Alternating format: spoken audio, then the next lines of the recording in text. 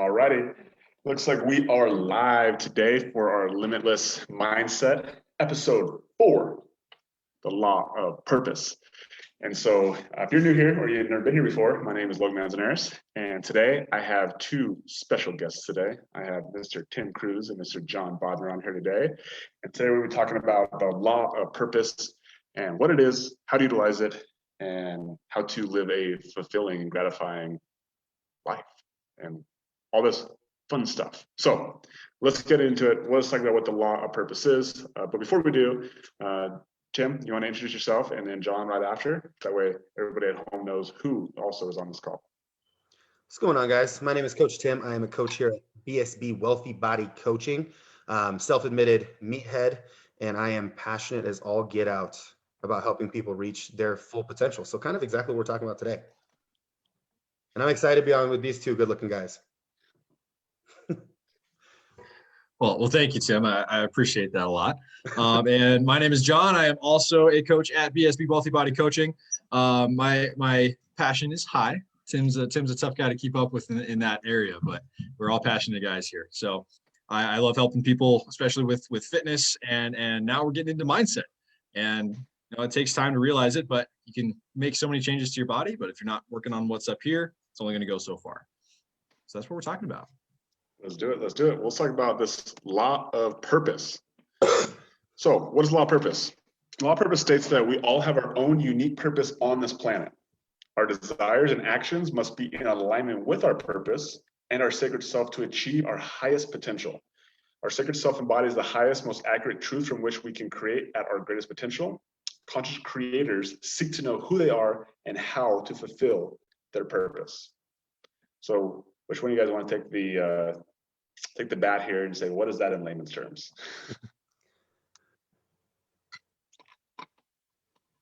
I'll go for it. Go for it, John.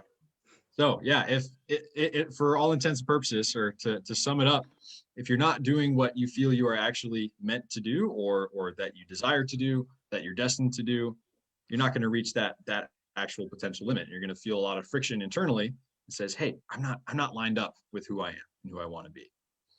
Mm-hmm. Yeah, and just to piggyback off of that just a little bit, when we live out of purpose, meaning we're not doing what we should be doing, when maybe we have a job that we're not really suited for, even if we're successful, it will feel like you're swimming upstream the whole time. There'll be a hell of a lot of resistance and a hell of a lot of just self-imposed obstacles because you're not doing what's in your wheelhouse. So we can think about someone like, let's say, this might be a terrible example, but Jimi Hendrix. Everybody knows what his purpose was. And it was to play the heck out of that guitar. Like, he was real good at playing guitar. Imagine him as your CPA. Even if he was a really good CPA, he would still be having purple haze going on in the back of his head. His bandwidth would be absorbed with what he's really should be doing. And he might subperform. Even if he was good, he would hate his life. He would be very unhappy. So when we talk about purpose, it's more than just being successful. It's also about fulfillment. That's awesome. And so there's actually, like, the law of purpose is based on 3 premises, right? And the first premise is that there is an innate purpose to your life, unique to you, which basically means that, like, your purpose is unique to you. Like, it's different than, like, my purpose is different than John's is, different than Tim's is. And for you listening, like, your purpose is different. And so ultimately it's up to you to decide what that purpose is, right? And so let's talk about the next piece of this. Let's talk about all these laws, or all these premises. I think they're important. They all kind of go together. So the first one is that you have a unique purpose. Second premise is your high potential can be achieved only by aligning with your inborn purpose. And so this is what Tim basically talks about. As long as you're ignorant or resistant to your calling, you'll never feel satisfied or perform at your full capacity, right? So again, the first premise is that you have a unique purpose. The second piece is that you must align yourself with your inborn purpose, okay? And the third premise is that how you find this is that you follow your bliss, right? To the doorway to your unique path. Basically, you just do the things you enjoy doing, right? Do the things that give you the highest and purest feeling of joy and satisfaction. So, Tim, kind of summarize these 3 premises and how they all culminate to create this idea of your purpose. So I think where my brain goes is, are you familiar with Maslow's hierarchy of needs? Mhm. So when we're talking about purpose, I believe we're talking about the tippy top of the pyramid. So he would call it legacy. If we're not aligned, Do you like mind explaining what the hierarchy is, or those of the people who don't know it? what it is. So Mhm. it basically, like, the foundational level of Maslow's hierarchy of needs is basically like our physical security. So shelter, food, oxygen, like basically health. And Yeah. then community is a big part. And I'm probably going to get these out of order for sure, but like community, having a social network, relational. So like your intimate relationship, your spouse, your girlfriend, boyfriend. And then on the tippy top of that ladder is legacy or purpose. And we can look at that in many different ways, but if we're using purpose as kind of our North Star here, if we don't have the other things lined up, we can't really be in line with our purpose. So to kind of sum up everything here, if we're doing something we're not called to, and I like to use the word calling as well as purpose, I think they're kind of synonymous. If we're doing something outside of our calling, the world is going to give us a lot of feedback that that's not what we should be doing. Generally, people that are doing something that's in their calling, it comes natural and easy to them, and it's also fun and enjoyable. So we use the Jimi Hendrix analogy again. He loved playing the guitar. Like, he would play the guitar for free if there was no job for playing a guitar. Same with me. I would be lifting weights and helping people get in shape for free if there was no job profession that allowed me to do that professionally. I would do a day job and I would still help people. In fact, that's how I got started. And I'm sure Logan was the same way, John was the same, but we were helping people for free well before this was our job. And that's like great indicative, like, feedback to this is what we're meant to do. And so I would challenge people to just really ask themselves, like, are you in line with what you're supposed to do? Is it easy to you?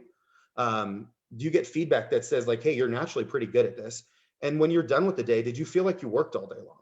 Do you feel exhausted? Do you feel run down? Do you feel burned out? Because if you're doing something that's in your purpose, it's adding fuel to the, like, if you picture a candle, it's like dumping gasoline on the candle, versus if you're doing something not in your purpose, you're going to slowly just burn that candle out. I don't know if that makes sense or not. That's fire. That was really good. Yeah, yeah. John, anything you want to add to that? Normally I'd say yes, but he crushed it. That's Yeah. perfect. So let me challenge you though on that a little bit. So what about the concept? So basically, if you don't enjoy doing it, does that mean that you shouldn't do it? I guess so. When you like that counter to that, it's like, hey, I really don't enjoy, sticking to a food plan. I don't really enjoy exercise. I don't really want to do it. It's not my purpose. Like, how would you challenge that concept? Okay. So if let's use our purpose, passion as a great example, because I can speak intimately to what I do. Mhm. There's certain things about being a fitness professional that I'm not passionate about. Mhm. I don't like paperwork. I don't like I don't like there's several aspects, but if I think about the purpose of what I'm doing, like my why, the reason I am doing this, I am absolutely in line with that. And certain things that you have to do, you might not want to do, but it aligns with the true purpose, which is helping people get into amazing shape and change their life. So to kind of expand upon that a little bit, if you're someone who, let's say, is doesn't like what they do, and doesn't, like, that's not necessarily indicative of it not being your purpose. That could just be an ancillary to, like, things that go along with your purpose. So like doing taxes, like payroll, all that fun stuff, that's not fitness, but you have to do it if you want to be a fitness professional. Yeah. And so, what about this? So let me put this into the framework of weight loss. So let's say the person, they want to lose 30 pounds, right? But they really don't feel like exercising. They really don't feel like, eating off a meal plan. They don't feel like giving up their favorite foods, right? And so, like, well, my purpose is to lose 30 pounds. In order for me to lose 30 pounds, I have to do this, this, and this, and like, just doesn't seem worth it. So I guess how I would say this is like, the purpose is it's too close. It needs to be bigger, right? Like, why do you want to lose 30 pounds? Mhm. Like, why is that important to you? It's like, oh, maybe I want to feel better about myself. I want to wake up every single day and happy. I want to be able to play with my kids and not feel like I can't keep up with them. I want to be around for my kids, right? Right. And so when also that becomes your purpose, and that's your North Star, Now, does it become easier to say, maybe I should eat off a meal plan because if I don't, then I'm not gonna be able to see my kids because I'm gonna die, or that I'm not gonna be able to keep up with my kids, or I'm gonna wake up every single day like not feeling happy about myself and look in the mirror and like being sad. Now, all of a sudden, it makes those things like you just said, it makes it easier because your North Star is big enough, your purpose is big enough, right? Because ultimately, like losing 30 pounds, we all know this, like it's never going to satisfy you. It's actually never going to make you happy. No number on the scale is ever going to make you happy. No specific physique that you look actually in the mirror is going to make you happy, right? It's like, what is this big purpose? Like, why do you want to look a certain way? Like, what sort of feeling you're looking for? What sort of status you're looking for? What sort of connection? What sort of love you're looking for? Like, that's when you understand like that's what you're looking for, then it becomes easier to do what I call the boring work, right? Which is like in Tim's analogy, which is doing the taxes, doing the paperwork. And in this analogy, it's, showing up to your training sessions, eating what you're supposed to eat, eating on plan, talking positively to yourself, all the good stuff, basically. So I totally love that. I think that's fire, like having a bigger vision of why you want to do things. But I also think that it's important to draw the discrepancy there, that purpose does not equal process, or vice versa. Process does not equal purpose. that's good. Someone who would tell me like, oh, but I don't like to follow a meal plan, or working out in a gym that's not my purpose. Well, I think that I would challenge them by asking them, well, why are you married to that process? Like, why is eating off a meal plan the only way? Why is going to work out at a gym the only way? Like, that's a process. That's not a purpose. We have taught many, many, many people how to get in phenomenal shape without following a meal plan. I know I'm crazy. I follow a meal plan every day. And I know, Logan, what'd you say? You're going on like a year of eating the same food, like virtually no differences for a whole year. Yeah, we're the exception, not the rule. We've helped lots of people do this by basically just learning a different process, learning a different plan. And what I would say is, don't equate your process to your purpose. That's fire. That's really good. Separate the differences, right? It's like understand your purpose, and then whatever process is going to get you there, whatever one you believe is going to get you there, then use it. So like if your belief that you not going to a gym is going to get you to your purpose, then by all means change your process, right? Or vice versa. And so it's like, hey, like I don't like eating off a meal plan. Neither do I sometimes. If that's what's going to get me to my purpose, I'll do it. Because again, I'm not married to the process, I'm married to the purpose. Right. John, anything you want to add to that? Yeah, I want to go back to finding your bigger purpose, and I've talked about this before, but one of the best ways that I found to determine at least getting close to that big purpose is to almost be like that annoying little kid who keeps asking why to absolutely everything. Because you want to get to a point where it's like, okay, I want to feel better. Well, why do you want to feel better? Well, I want to be confident. Okay, why do you want to be confident? Oh, so I can perform better at work. Why do you want to perform better at work? And you just keep going down this rabbit hole until you don't have another answer to that why.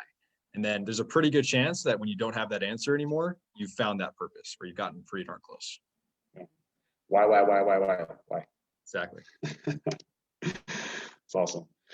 All right, so let's kind of dive into this concept of your true self and your true purpose, right? So for you to achieve your highest potential and your desires and actions must be manifestations of your true self and your true purpose. So let's define what these two things are, right? So your true self is who you really are at your highest and deepest spiritual core, beyond ego, beyond vice, and beyond self-deception. Your true self is your conscious. It gives you satisfaction when you do right and distress when you stray away from your path. Okay. And then your true purpose. Your true purpose is manifested by the things that come naturally to you, the things that make you lose sense of time, the things you do for free without anyone noticing, the things you can't do because they're so compelling to you, right? It's your combination of interests, passions, gifts, talents, knowledge, skills, leverage to create value for others, right? And so let's actually go back here to the law of purpose, to your true self.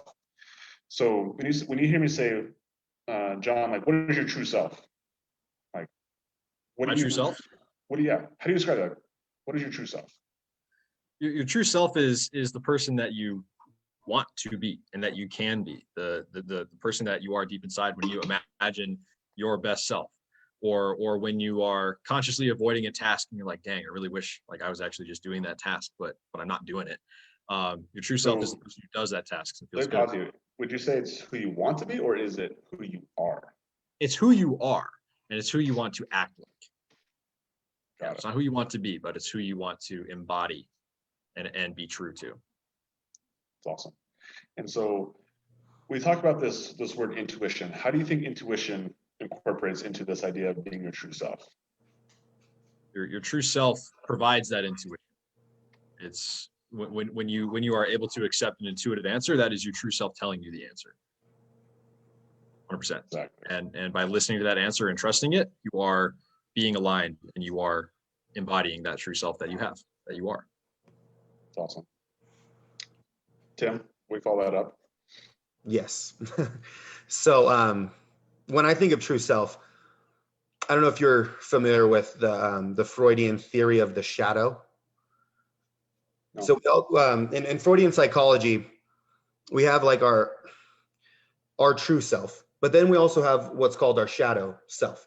And the shadow self really goes into kind of what you've listed out here. So it's highly dictated by your ego. It's highly dictated by your vices, self-deception. It's highly dictated by your id. So if we think about your brain as like your ego, your superego, and your id, and the id is kind of that part of your brain that is all of your unconscious desires, like the dark side, right? If we strip away all of that stuff, what we're left with is our true self, like what we were born to be, like who John really is, who Tim really is, who Logan really is.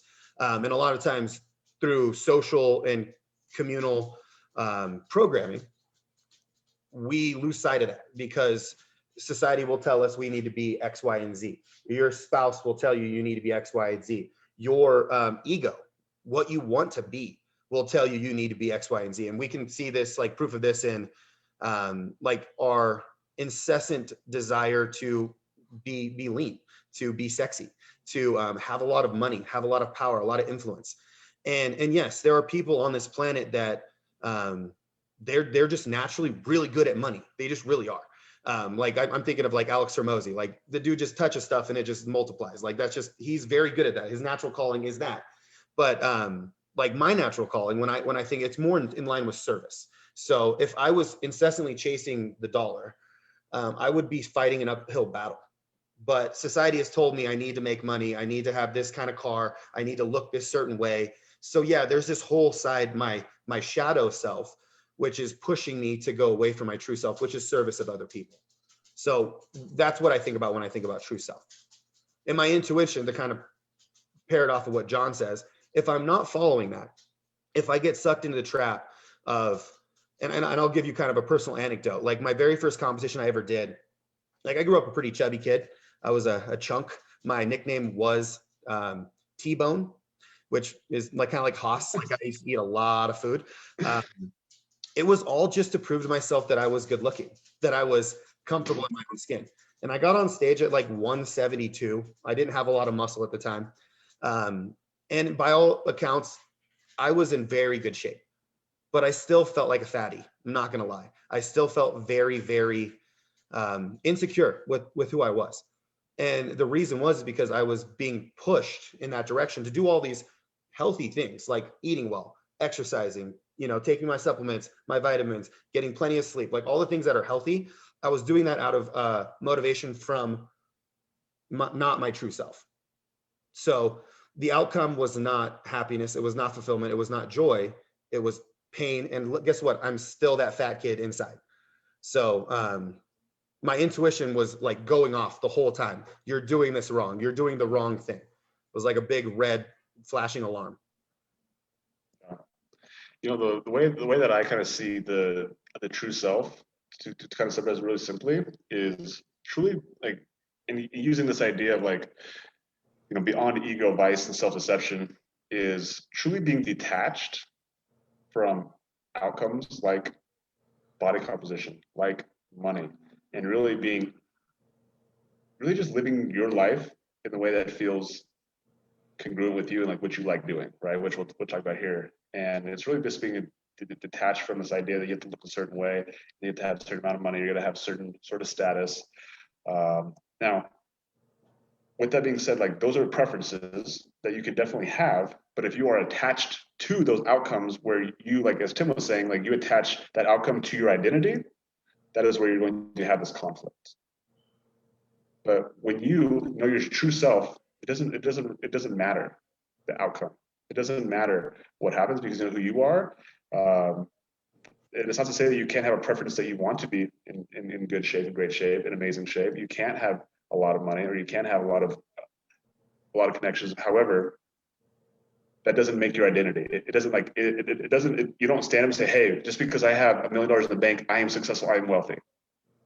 Right? Like, whether you had $1 million in the bank or you had $1 in the bank, at your core, you know that you are successful, and that, my friend, is what I see as like knowing what your true self is. Right? And so now let's kind of touch into this law, or excuse me, into true purpose. Right? And so this is basically a combination of interests, passions, gifts, talents, knowledge, skills, leverage to create value for others. And I love that this says value for others because, Tim just talked about being service is one of his things. And ultimately, as I start to understand more and more about purpose, I understand actually it's not just about me, right? It's not singularly focused. It's like we are built as creatures who want to help other people as community, as one of those tiers of Maslow's hierarchy of needs. And like true fulfillment, I found in my life is not when I accomplish something, but it's when I help someone else accomplish something. When like something I learned, I'm able to pass that on.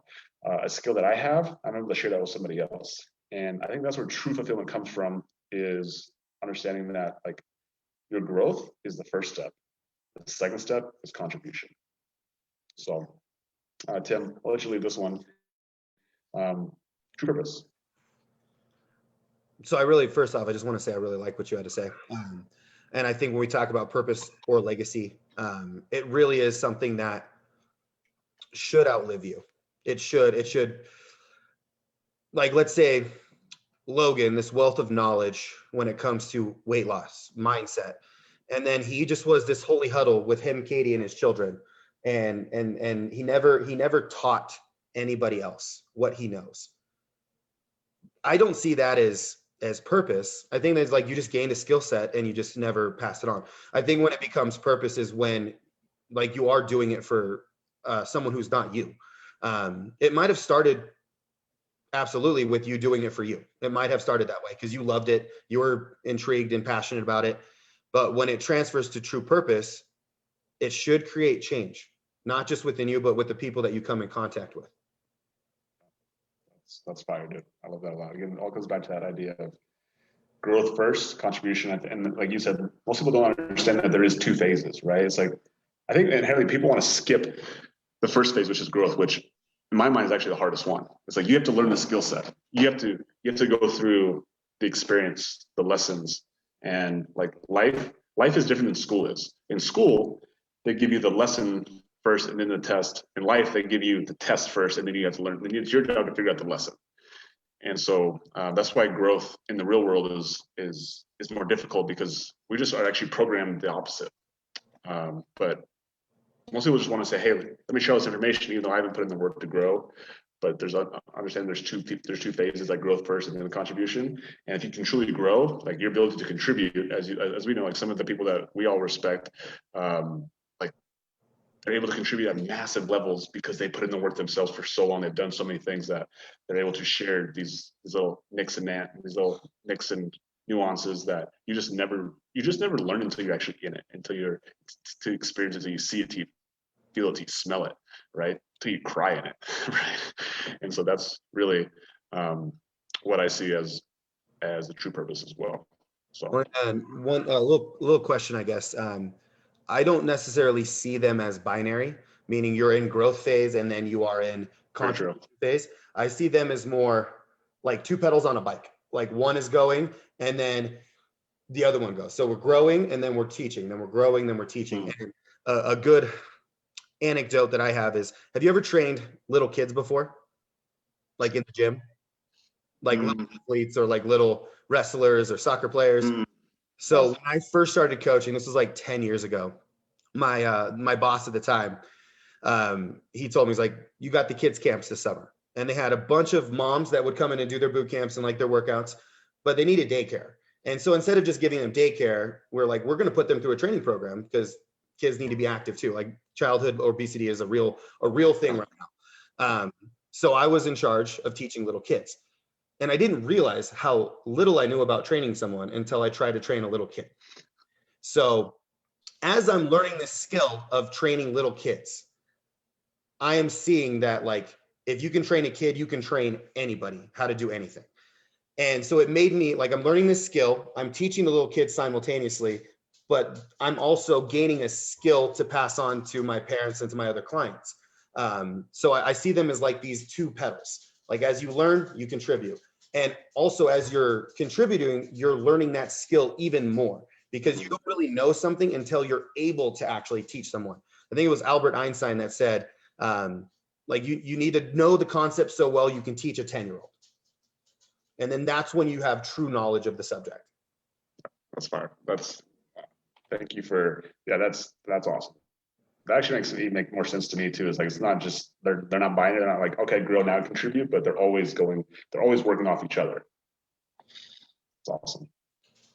John, follow that up, my friend. Well, and it goes back to, the only way to lose. Yeah. The only way to lose is to not get your desired outcome and not learn a lesson. But if you're contributing to something, we'll call that winning, and learning a lesson. Like, that's the ultimate way to continue to win, continue to grow, and continue to contribute more.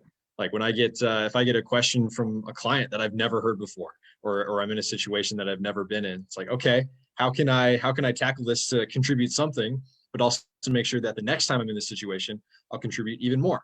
So that's exactly where that pedaling is happening. They're both working. I'm contributing something at the time and growing to be able to contribute more and more and more. That's awesome.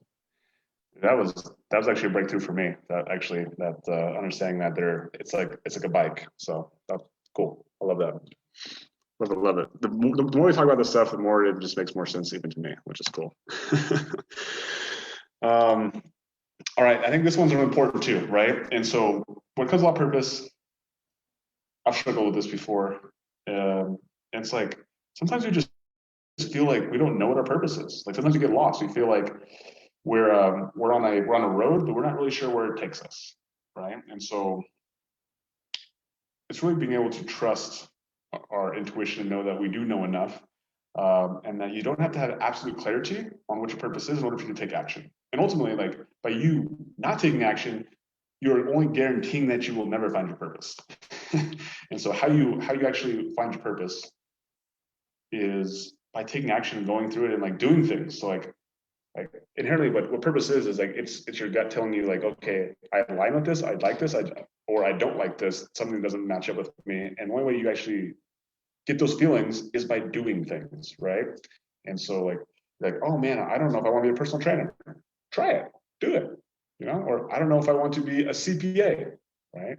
Do it, try it, right? Obviously, some things take a little bit more time. You can't say, I want to be a trainer or I want to be a CPA, but ultimately, like, it's the action taking that allows you to start to see evidence if it has potential to be your purpose.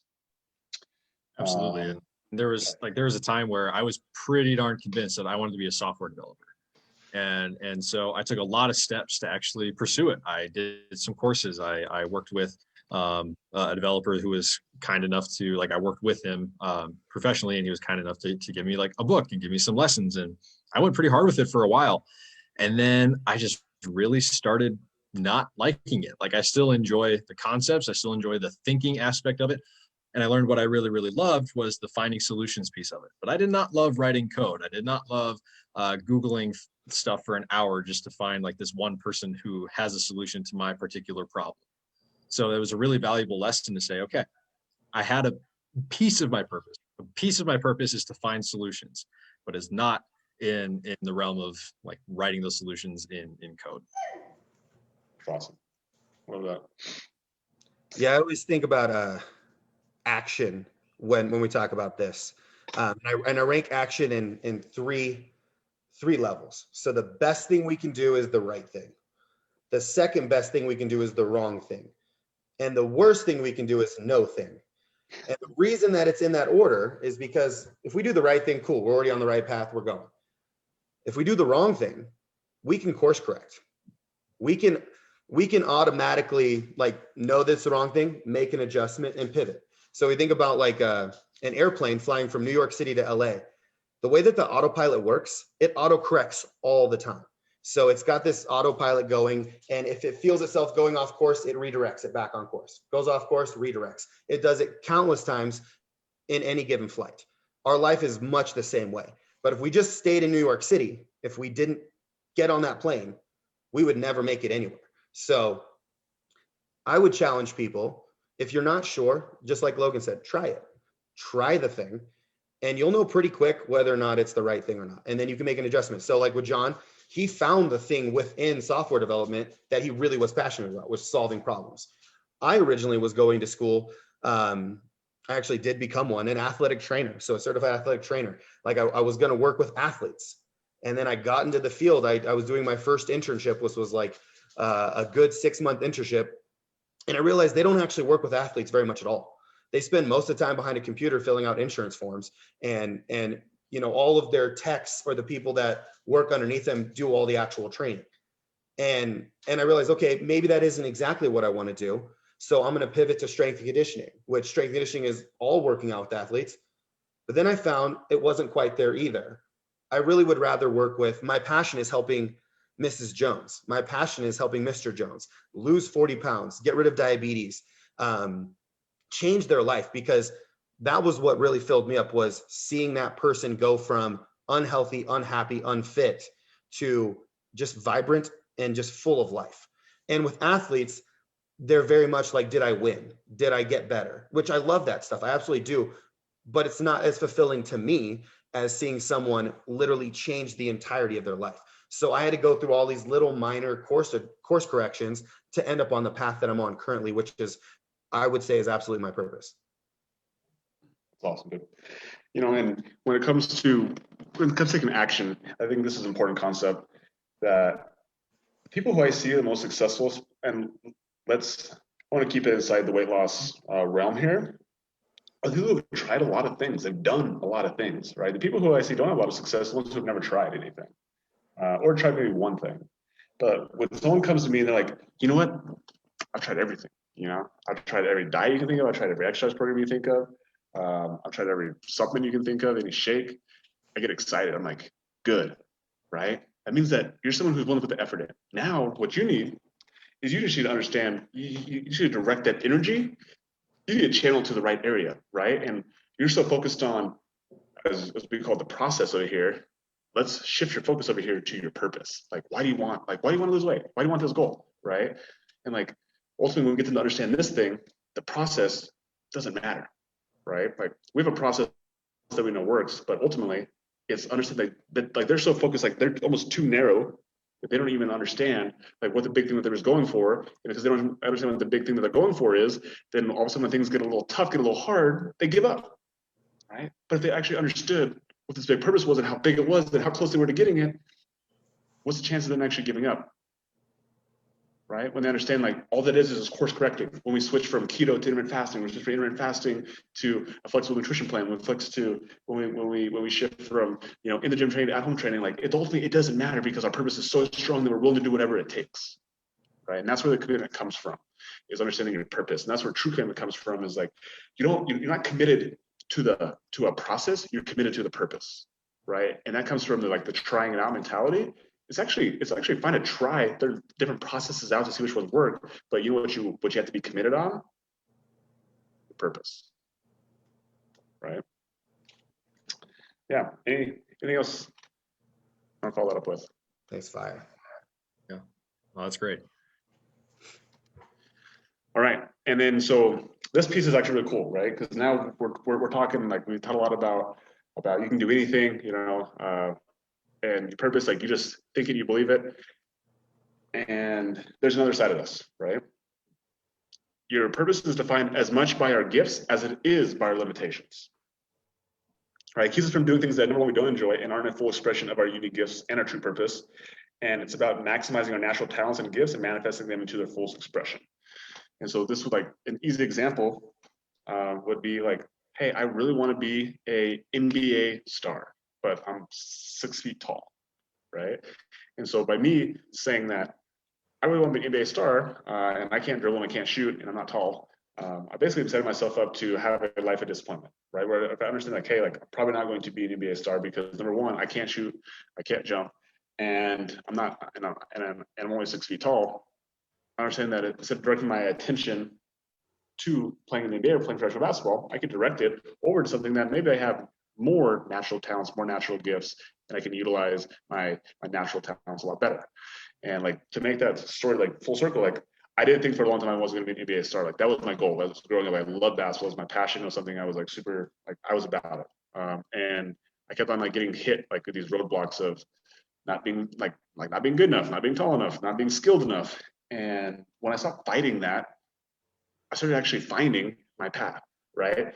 And basketball is one of the things that truly led to my anger. As I look back at all my anger episodes, they revolved around basketball.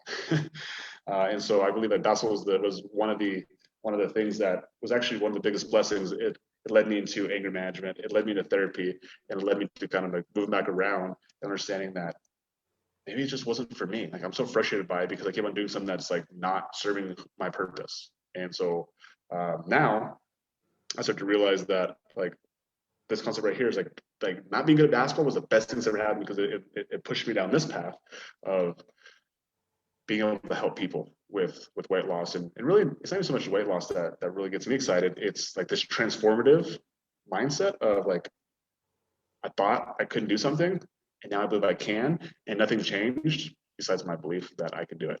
Like no actual physical evidence changed. It's just that somehow I believed in myself, and that's what really gets me going and keeps me up at night.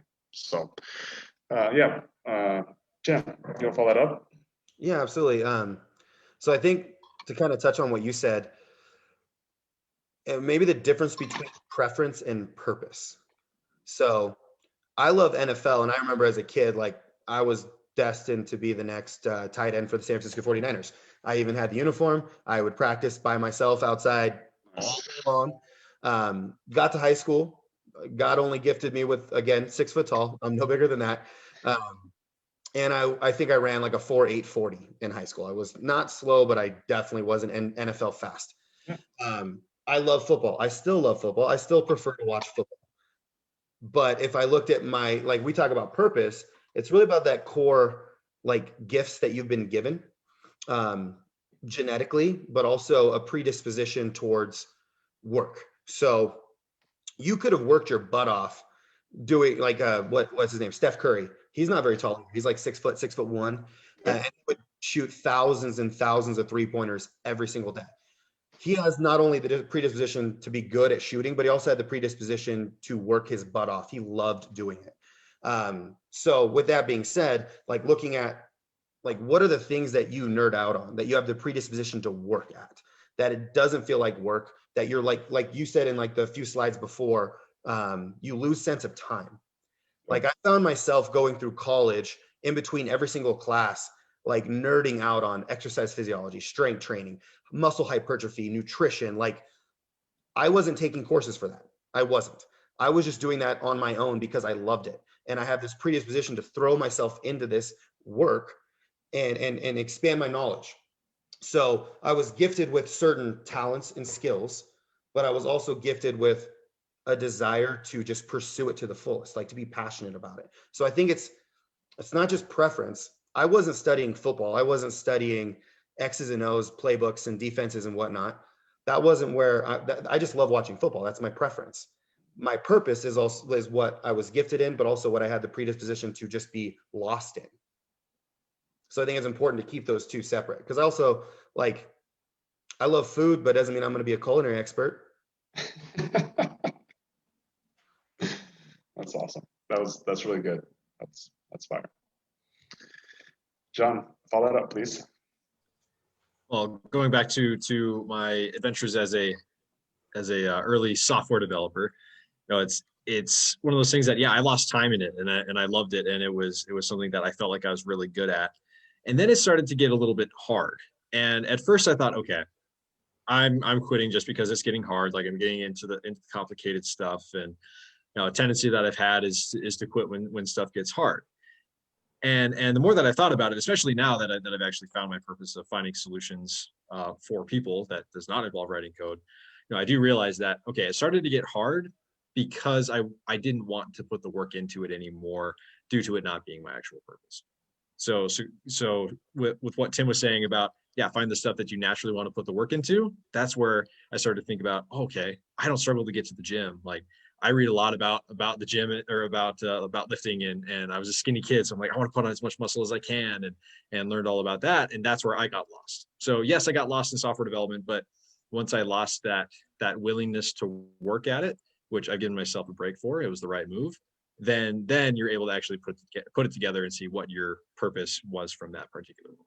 So long story short, Tim, I really like what you said about what you can put the work into and still lose track of time, rather than just saying, ooh, what's fun. Yeah, I like food too. I can get lost in food, Well, but I'm not doing culinary stuff either. Let me ask you a question about that though. So when you got lost in software development, to kind of pair what you said earlier, were you getting lost in the actual X's and O's of software development, or were you just really intrigued about problem solving? Oh, it was all about the problem solving. Okay. And it was, I like the visual aspect of it too. Like I like how code looks. So I could get lost in making sure that my code looked really good, and like everything was colored right. All the indents were there. So I was particular about how it looked and it being very logical, but it wasn't the actual code piece of it. Like something that still lives within me today is I nerd out about Google Sheets. Like I go hard with Google Sheets. I make all sorts of cool stuff for myself, and it's a lot of fun because there's a result from it. While in software development, yes, there can be amazing results from it. You can make some pretty cool stuff, but it's not that same type of solution that I'm looking for. I'm looking for the cool data, Mhm. Yeah. Well, I just wonder because it sounds like you were like shotgun approach, and then eventually you necked it down to a sniper. Like you started with it was in the right vicinity, but that was able to give you like the feedback so that you can make a better shot towards what you were truly called to do. Exactly. And I didn't realize it at the time either. Like I was looking for work. I'm like, okay, this would be a good career opportunity. So I was kind of doing it out of desperation as well. And then yeah, as I went through it and realized, okay, it's about the problem solving. And then my wife suggested like, hey, why don't you be a coach, like a personal trainer? It's like, oh dang, okay. That's still problem solving, and it's something that aligns with what I'm really passionate about. So yeah, that's exactly what happened. I didn't know I was doing it, but yeah, I was just blasting shots out there, and then yeah, was able to narrow it down and end up here where I am. Couldn't be happier about And you never would have been able to make that assessment if you never would have taken action in the first place. Mhm. Oh gosh, exactly. Yeah. Yeah, no way. Inspired. All right, so let's kind of talk about how we kind of move this into like understanding the law of purpose, right? And like when our purpose feels concealed, this is where belief breakthrough is vital, right? And what the belief breakthrough does, it really helps us cleanse our lens of perception so that we can see ourselves more clearly. The more belief breakthrough work we can do, the clearer purpose becomes.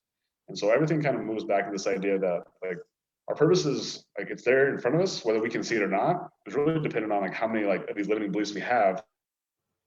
Like, oh, like I really want to be a, I want to be a personal trainer, but like, maybe I don't know enough, right? Maybe I'm not in good enough shape. Like there's all these like limiting beliefs we put on ourselves that just stand in our way of actually us achieving our purpose and having like, not achieving it, seeing our purpose. So then once we see it, we see clearly where we want to go, then all of a sudden it gives us the direct path, or not even the direct path, a path to we can start moving towards to start making this purpose become a reality, right?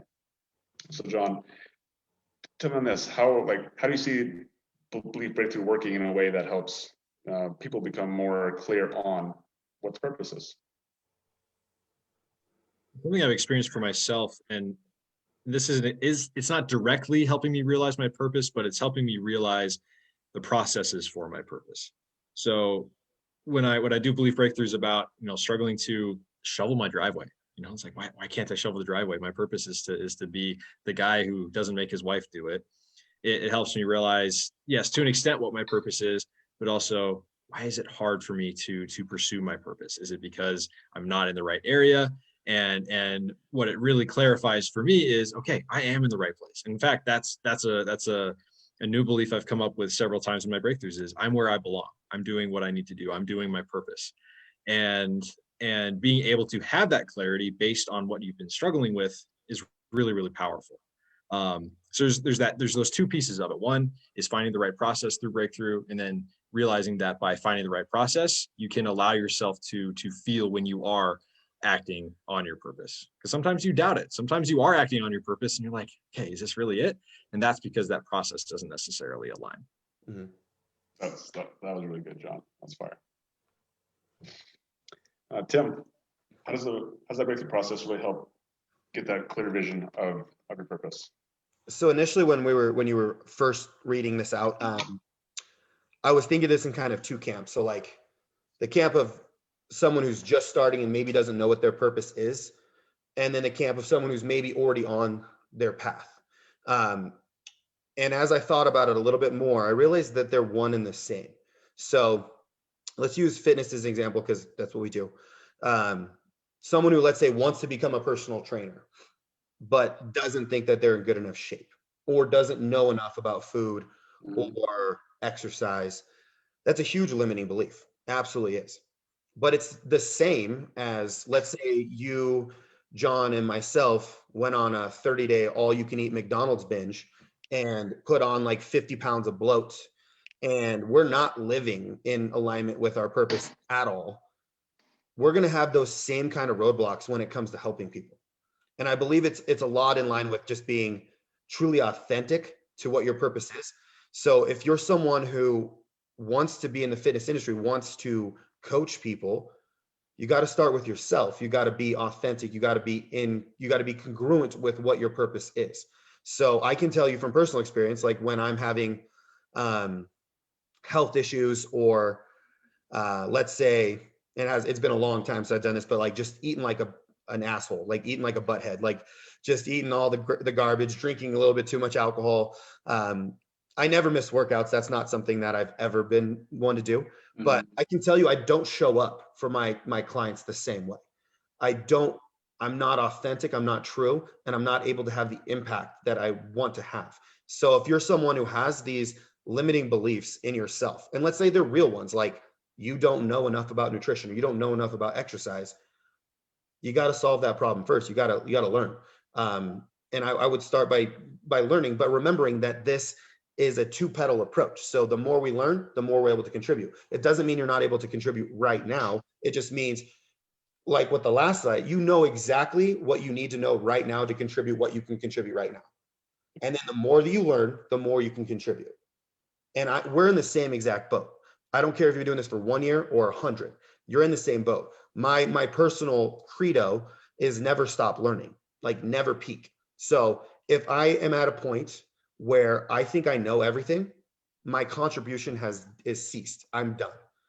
So I always want to be that white belt, the person that goes into a room and can learn from everything.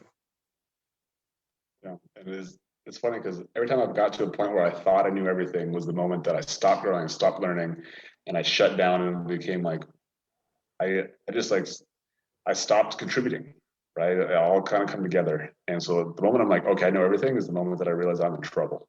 It's like, okay, like something's not right. Why do I think this, right? And I go back to what John said, like, why do I think that? Like, can we ask these whys and get down to the root of it? Okay, like I had this limiting belief of whatever it may be, and like that's what's stopping me. I'll continue to grow, continue to contribute. So, all right, and then very last slide here, gaining clarity. So here are a couple questions that you can ask yourself on how you can get true clarity on your purpose, right? So number one, like, what are my natural gifts and strengths? What brings me joy? If money were no concern, what would I love to do? You know, what challenges have I overcome in my life before? And then whom would I love to serve based on my abilities? So these are really just the 5 questions that you're like, okay, like I want to find my purpose. I'm kind of clear what I want, but not really clear. Or even if you're like super clear, like redo these, like confirm that you know what you want in life, and ask these 5 questions, write them down, and the clearer you get on your goals, on your purpose, the easier it is for you to like set better goals, and then for you to set actually actual steps to hit those goals. And again, like if you just believe that if you know exactly what your purpose is, you know exactly the goal that it's going to take to achieve that purpose, you know the exact steps it's going to take for you to achieve that goal, would you do it? Right? And so clarity is the thing you're looking for. That's the thing. So Tim, go ahead and follow us up, man. Well, for starters, I like that you said that even if you already think that you're on your path, um, to do these kind of as like an audit, like a self, because even as we go through our careers and as we go through our lives, um, similar to John, finding the seed of truth in his software development career, we might go through and readjust these as we go. Because passions do grow and evolve over time. I can tell you when I first started, I really just wanted to work with athletes. I wanted to work with professionals. I wanted to work with the top of the top. And then a few years in, I've done this every single year. I've asked myself these questions. I found that I got way more joy and fulfillment from serving the general population than I do from serving athletes. And if I would have never audited myself, I might still be in the strength and conditioning world working for a college somewhere. Not that that would be a bad thing. It just, I would not be living into my true purpose. Yeah. So I think it's important, whether you're step one or you're 10 years into your path, to constantly come back to these questions and reevaluate. I'm a big believer of writing my goals down every day. And for that same exact reason that like what I write down today, my goals are different than I wrote down 3 months ago. They're different than I wrote down a year ago. They're different than I wrote down 2 years ago. That ultimately just keeps me in line with what's my purpose right now. Because here's like, maybe this is the piece that I think is important for everyone to understand, is that your purpose is going to change. Like it's not stagnant. It's not stationary. Like your purpose evolves as you evolve. And I think that's the things that people are like, especially when it comes to goals, they're always like, okay, like I write this goal down and then I do it once and then I never come back to it again. And I'm a huge believer that if it's important, you've done every single day. So if your goals are important to you, write them down every day. If exercise is important to you, write it down every day. If eating is important, do it every single day. If sleeping is important, do it every single day. Right? Living your wife or your spouse, your partner is important, do it every single day. Right? And that is no different than your goals are and your purpose, understanding what you want in life. And it's been fundamentally the number one thing that's helped me continue to wake up motivated every single day. Like I get excited every single day, and it's because I write my goals down every single day, so I know what I'm going for, right? And even though sometimes those goals might seem fuzzy and they change and they evolve, like I'm at least on a path. And I think that's been one of the most game-changing things I've done, is starting to write my goals down every single day. And just as a little side note, when I get disappointed, I love writing my goals down because it helps me come back to like, okay, what do I actually want in life? Versus when I get disappointed, all of a sudden that's where the emotion starts to talk like, oh, screw it, I didn't want that anyway. It's like, no, here's what I want. Like, and I go back and I come back to my goals, and it's like, okay, reassess, refigure it out, continue down this path that I write down every single day that I'm going to get there. So. And if you're not clear on your goals, the enemy of clarity is self-deception. And self-deception is something that constantly comes up. It's a survival mechanism. Like it's going to be a part of your life. And so if let's say you write down your goals once and 8 months later, you still think that those are your goals because you're deceiving yourself into thinking that that's the case, then you're not giving yourself the chance to actually do that reevaluation to figure out what your goals really are. Like, let's say you've had the same financial goal for months and you're not hitting it. Well, it's probably time to adjust that goal. But if you get stuck on that, ooh, I want to make this much, it's never going to change. And being in that habit of self-deception is what ultimately keeps you from your purpose. Yeah. And maybe it's not even adjusting your goal. Maybe it's adjusting your effort to get to that goal. That's the other thing too. That as well. Yeah. It just allows you to make adjustments. And again, like sometimes it could be a goal. I'm going to say 90% of the time, 99% of the time, it's going to be your effort to get to that goal. But effort usually comes, like lack of effort comes from lack of clarity. And again, like I said, if you actually knew exactly what you need to do in order to get to your goal and you really wanted that goal, like you would most likely do it. Yeah. Right. Unless you just hated it, which does make sense because that would be your purpose. So. Right. Awesome. All right. Come full circle. Come full circle here. All right. Anybody have any last words on law purpose? What is last little piece of wisdom for everybody out there? Ask questions 1 through 5 and write down the answers. Love it. Just do it. Just do that and see what changes.